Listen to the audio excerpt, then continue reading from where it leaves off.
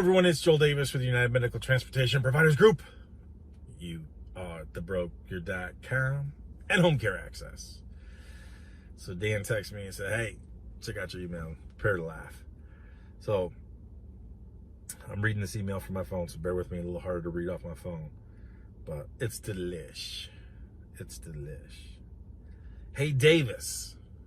Not even, hey, Joel, hey, JD, hey, Dan, Don, hey, Joel and team, hey, 21-year-old Olympic athlete, hey, former fat man, hey, former 65-year-old gay, black, trans female, nothing. Just like in the military. Hey, Davis. I've watched enough of your videos to know you're a judgmental ASSHOLE. Now, how did you determine that? How did you determine that I'm a judgmental ASSHOLE? Did you judge me? I'm just asking for a friend. How were you able to determine that without judging me? You act like you're helping people, but you're actually hurting people. Okay. I've been doing broker work for more than 3 years and doing just fine. There's the moral of the story.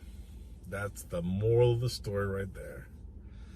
How am I hurting people? Oh, because I come down hard on the brokers. And you're doing all broker work, I'm assuming. I've been doing broker work for more than 3 years and doing just fine. So you're in business to do just fine. Feeling good is good enough. Just fine. Fine is a taste texture. But you're in business to do just fine. What's that mean? You don't say how many vehicles you got or nothing like that. Or, I mean, what does fine look like? I've been doing broker work for 3 years and doing just fine. You should be in business, be an entrepreneur to make real money, stack real chips, so that you not only improve your lot in life, especially if you got wife, kids, grandkids. You want to be able to leave an inheritance for your children's children. But you're doing just fine. Maybe you need to think before you speak. Okay, all right. I'm gonna start thinking now. Think about the people you're hurting. I wouldn't buy anything from you. You promise? You can figure it out on your own with a little bit of work. You're right. Go it alone, White Walker. Go it alone. Get in your groups. Listen to your White Walker advisors who are all going out of business. All those bravado boys who go to happy hour bragging about, I'm doing $2 million in sales, but yet you're fighting to get out of business because you're just getting ramrodded. Why? Because you're only doing fine. Been doing broker work for 3 years. It just kills me. How does anyone say that? I'm doing just fine. Like, it's cool, like, if in year one, like, I'm working hard. I'm bootstrapping my business. I'm working hard. I'm doing fine. It's, I'm getting there. Year two, all right, we're making progress. We're doing this. We added some more. We're building more widgets, whatever business you're in. We're doing fine. But it's like at some point in time, it's like, boom, if we're not making real success, what are we doing here? Anyways, as I digress. I wouldn't buy anything from you. You can figure it out on your own with a little bit of work. You're not needed. If you were really trying to help people, you wouldn't be charging what you're charging. You're a ripoff. How much you want to bet pennies to marbles? You probably reached out to us and you wanted our freebie. You wanted freebie work from us, and you got rejected, and that was a blow to your pride or whatever, and that's why you're on your White Walker, in search of your White Walker advisors and all your fake book crap groups and all that nonsense. That's just that email. This is why I'm shooting this video real quick, because this, folks, if you're watching this, I hope you never espouse that mentality of complacency. I'm doing just fine. I've been working with brokers for 3 years. I'm doing just fine. Listen, if you play silly games, you win silly prizes. Let me be clear. If you play silly games, you win silly prizes. Play the silly games of the brokers or anybody else who forces you into their system. Don't bitch, don't complain when you get silly results. Play silly games, win silly prizes. Bottom line. So I appreciate you, whoever you are, taking the time to send me that email. It infuses me with motivation. And those are the things I love. Now my staff, they don't embrace hater emails as well as I do, because they know I revel in that stuff. But there's a reason why I'm sharing this. I mean, think about it. Most people, they're so worried about their online presence. This is why I'm the absolute worst online marketer. I could never be an online marketer. I'm the worst. Do you ever see anybody on like a LinkedIn or a Facebook who'd ever post something like that?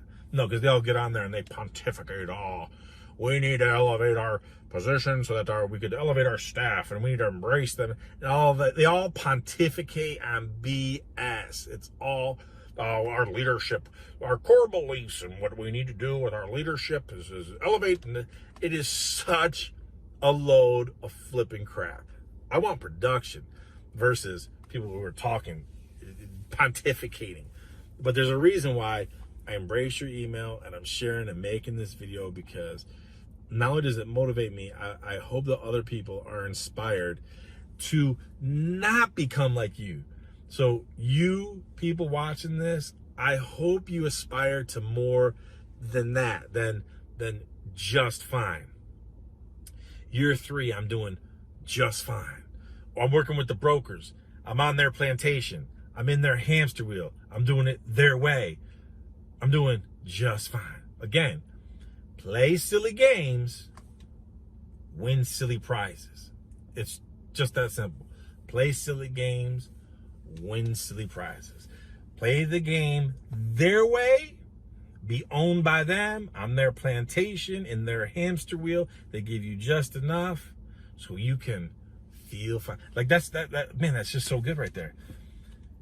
Do it their way, get just enough to be feeling fine. I'm doing just enough to be feeling fine. Folks, if that's really what you espouse, trust me, then no doubt my content, my work, the things that my peeps do, we are definitely not for you. And I openly tell everybody, hey, I'm a unique flavor. I'm not for everybody. And I love me my little betas. Give me some betas. Give me some little virtue signaling limps and gimps and simps. I love you. You guys are finger licking good. This former fat man, he loves him some betas. Give me all the little virtue signaling betas. So I know that I'm not for everybody. And am I hurting people? Who am I hurting? Now look, I will be openly admit to everybody, no doubt. No doubt. Let me think of how I want to say this. Do I hurt the industry because I reveal, I expose, I show people? I don't do all that happy, feel-good, fluffy nonsense you see in all your fake groups. I tell people the real deal. I get that. So does that hurt people because you're too fragile? I hurt your pride. You got to find a safe space. I get that, and that's why I could easily come on here and the first thing you want to do is sign up for this, and then call them and fill out this form. And as long as you get a form ABC XYZ and you submit it in 30 days, then you're going to be on their record. And once you're on their record, they'll transfer you over there to their charts department. Once you're on the charts department. Dude, nonsense. You're putting yourself on someone else's plantation, in their hamster wheel, and their methodology. Nonsense. Play silly games, get silly results. So through exposing all that nonsense that nobody else is going to talk about, does that hurt people? Sure it does. Do I care about the transportation industry? Not in the least. Boom. There, I said it. Do I care about the transportation? Not in the least. Do I care about my people? Do I care about my tribe? Do I care about the people we work with? That's what I care about. Does that mean we don't care about the elderly people? Of course, that's obvious. Come on, man. If you want to be successful in this business, you got to take care of the people you transport and all that kind of good stuff. People, your home care, you got to care for them. Get all that. That's common knowledge. But do I care about the transportation business? No, not at all. Because at the end of the day, industry don't care about you. The industry don't care about you.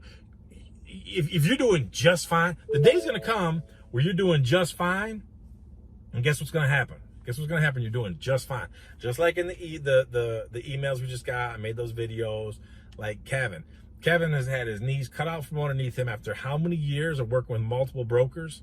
Access to Care, MTM, Logistic Crap, Safe Ride, or whatever else he had going on there. He got his knees cut out from underneath him. Is he doing just fine still? Wait till your knees get cut out from underneath you. You still going to be sending me these emails? You're doing just fine? If you're doing just fine, man, you're in it for the wrong reasons. That's why I don't care about the transportation industry. I care about my tribe. I care about the people that we help, the people we help make build their business the right way. Maybe you're one of those people. This is just coming to me now. Maybe you're one of those people. You reached out to us. You wanted us to help you, and we don't help you because you're in an area where we're already working with somebody. That happens. If we're working with people one-on-one or people who keep us on retainer, I'm not going to work with somebody else in an area where someone has me on retainer. It's almost like, this is coming to me right now, it's almost like a blocking mechanism.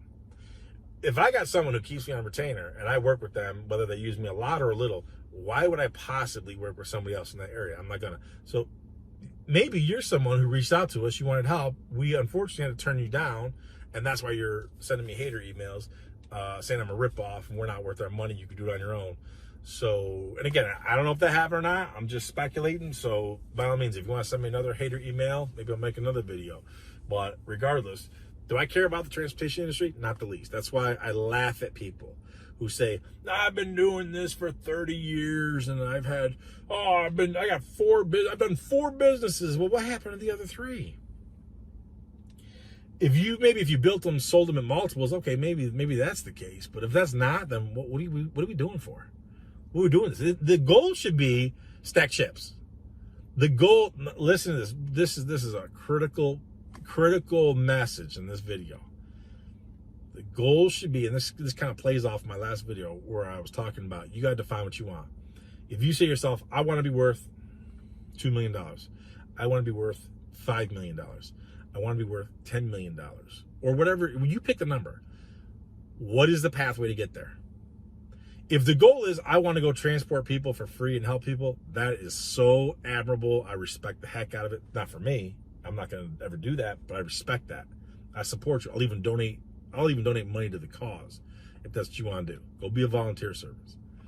That's not me. If your goal is I want to be worth $1 million, which isn't a lot, but I want to be worth $5 million. I want to be worth $10 million. Pick the number, whatever it is. Then you work backwards. Transportation, home care, your broker business, whatever, in combination, by themselves, they all need to be one ingredient of the special sauce to get you where you want to be. So that's why I'm very comfortable in saying I don't care about the transportation industry. There are a bunch of clowns, there are a bunch of people who, a bunch of bravado boys, they love to go to happy hour. Oh, I got a fleet of 40 vehicles. Oh, we're doing $2 million in sales. Hold my beer. I gotta answer this call. I gotta dispatch a driver. You're a joke. Boom, I said it, you're a joke. There's a lot of clowns in the industry. There's a lot of jokers in the industry. So no, I don't care about transportation, because if you go out of business, if you get your knees cut out from underneath you by these brokers that are making you feel so fine, no one's gonna come help you. No one cares. There's not gonna be an outpouring in the streets. They don't care about you. You need to care about yourself. You need to care about your bank account, because your bank account helps you take care of your family and build and leave an inheritance for your children's children. And that should be your goal. That should be your game. I want to make this much money. In order for me to make this much money, what do I got to do? Okay, I need to make this much money. If I build a transportation business based on our market dynamics, we can probably make about this much. It'll take us 3 years to get there. Okay, so is that going to get me my goal? No. Okay, so maybe I'm going to need that, and I'll need a home care. Maybe I do need to start a broker business. Maybe I need to go start a widget manufacturing business. Whatever it is, I don't know. I don't care. That's for you to decide. The goal should not be, my lifelong pursuit is to build an NEMT business. Admirable, got it, respect it, applaud you, support it. But again, think bigger. My God, for the love of God, folks, just don't ever be like that email of, I'm doing fine. And we're cool with that. In fact, if you're still watching it to this point, I know you're never going to be that foolish. You're never going to be that foolish. Because you're watching it, you watch it all the way to the end. Not only do I love you, I know that you have bigger visions of grandeur than I'm doing just fine. You can't get to the top, doing fine.